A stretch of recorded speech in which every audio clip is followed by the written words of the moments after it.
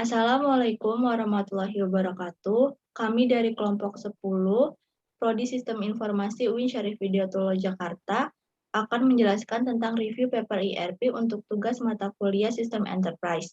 Kami beranggotakan yang pertama yaitu Alda Wahyu Febrian, yang sekarang berhalangan hadir untuk melakukan presentasi ini. Yang kedua ada Nur Aida Arifah, dan yang ketiga ada saya sendiri, Rosalina Aprianti.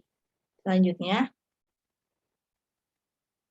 untuk paper yang pertama yaitu berjudul System Enterprise Research Planning atau ERP di perguruan tinggi dengan studi kasus tinjauan literatur dan implikasinya yang ditulis oleh Ahed Abu Gabah dan Lois Tanzogmi. Selanjutnya,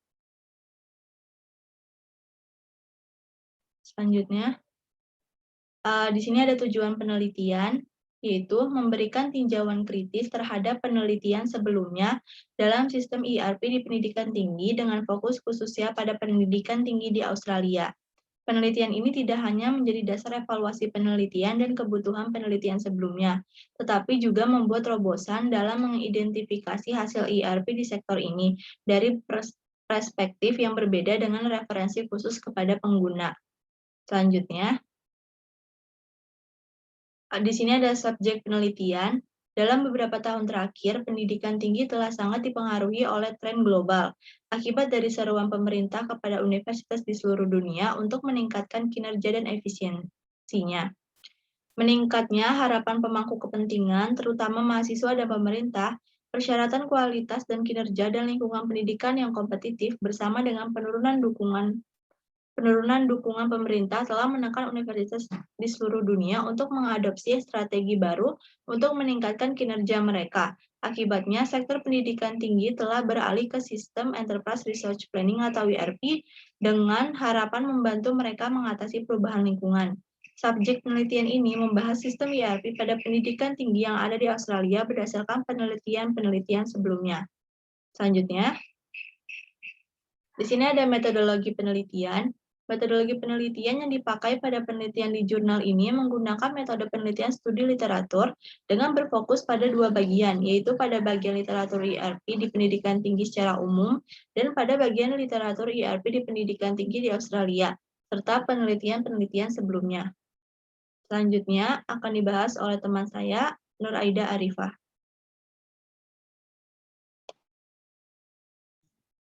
Selanjutnya, ada alat ukur yang digunakan. Untuk lebih memahami dampak implementasi ERP pada organisasi, penelitian ini mencoba untuk mengevaluasi dampak aktual dari sistem ERP pada kinerja penggunanya dengan menggunakan kerangka teoritis yang mapan. Ini dimulai dari proposisi bahwa sistem informasi yang tidak dapat dengan sendirinya mempengaruhi produktivitas. Dengan faktor efisiensi utama terletak pada cara orang menggunakan teknologi ini, dengan demikian pengguna sistem menjadi salah satu faktor terpenting dalam menciptakan manfaat dari teknologi tersebut.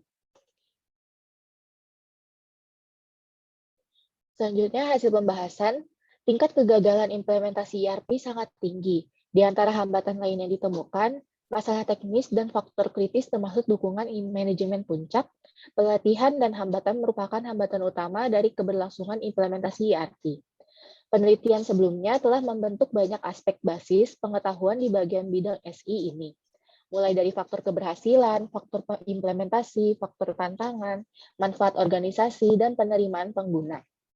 Namun, kesenjangan pengetahuan masih ada mengenai kinerja pengguna dan aplikasi ERP.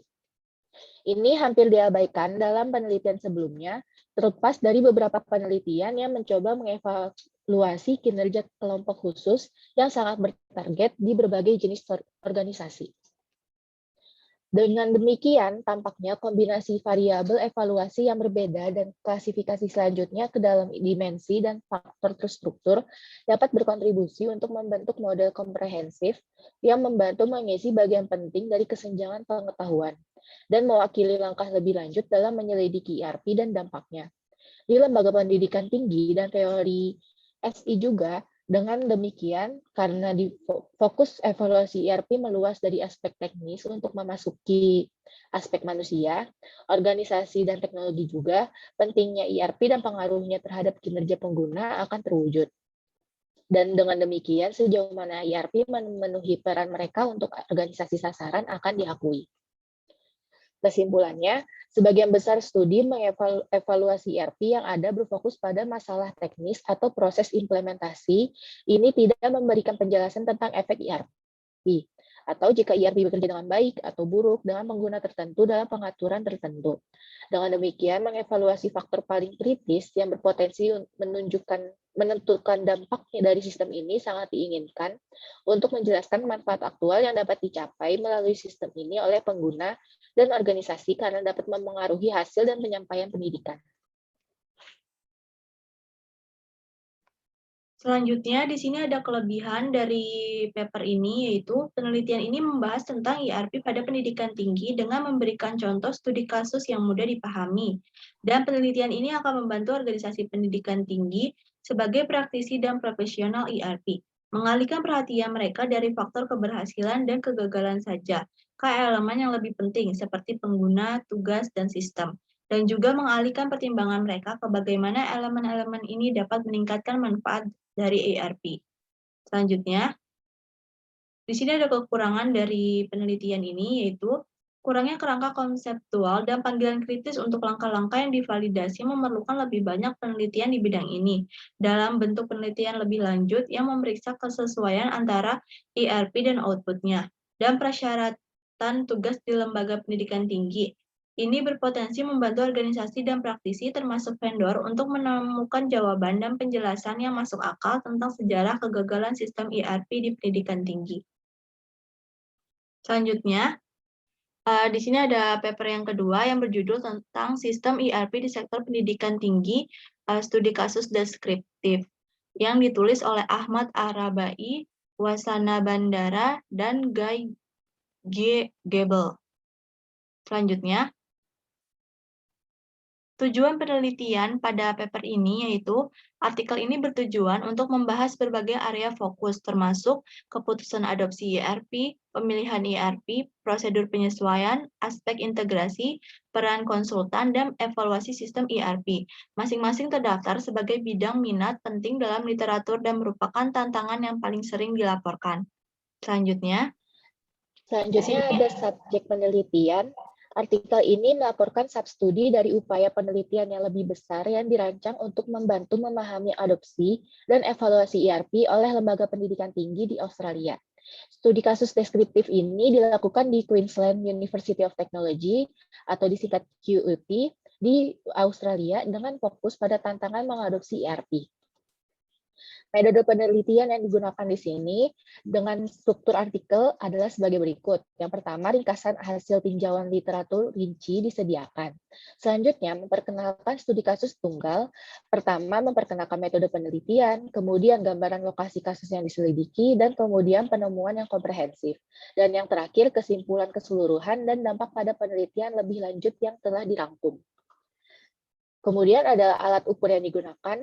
Melalui analisis ini, makalah akan memberikan bukti bahwa literatur ERP yang terkait dengan sektor HE langka, memperoleh wawasan tentang faktor pembeda dari sektor HE yang memerlukan perhatian penelitian khusus, dan memberikan bukti untuk membuktikan keputusan ERP kunci seperti pemilihan sistem, penyesuaian, integrasi, evaluasi, dan partisipasi konsultan, bagaimana Departemen HE dipengaruhi oleh kondisi spesifik berikut. Hasil penelitian merangkum dampak adopsi ERP pada HE dan menegaskan keunikan adopsi ERP oleh Departemen HE. Secara luas, QUT pertama kali terlihat mengemas solusi ERP setiap kali fungsionalitas IT baru atau direvisi diperlukan. QUT melihat pengembangan in-house sebagai risiko dan pengeluaran, dan memilih solusi terbaik untuk berkembang biak, mengakui bahwa akan memakan waktu untuk mewujudkan manfaat bersih secara keseluruhan. Pemilihan sistem ERP di QUT merupakan hasil penilaian yang cermat.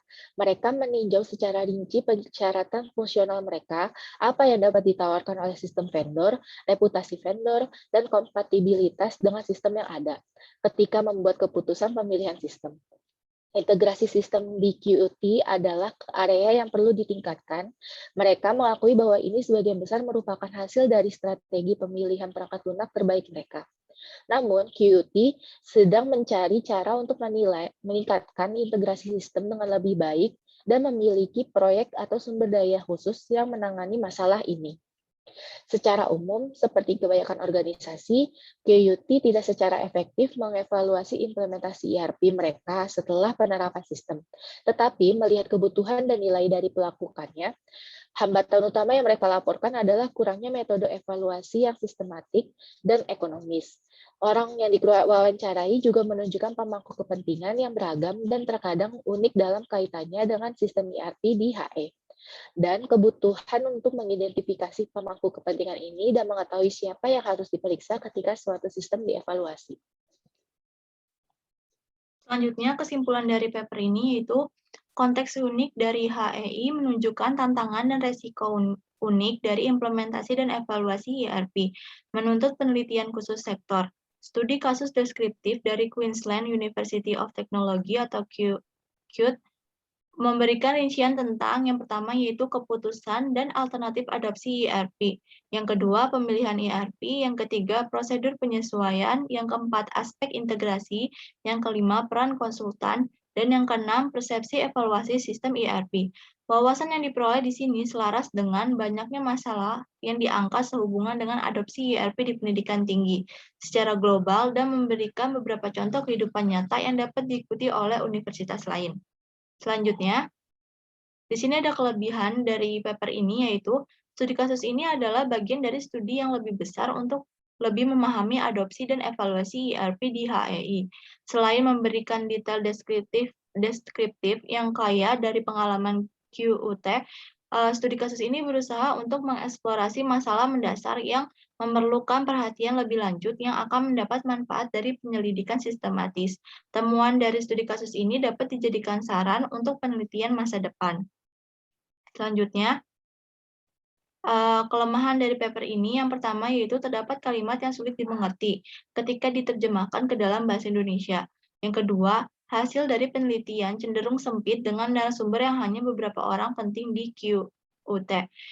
Yang ketiga, masih diperlukan penelitian yang lebih luas mengenai sistem ERP di HEI. Ini yang mencakup luar wilayah QUT.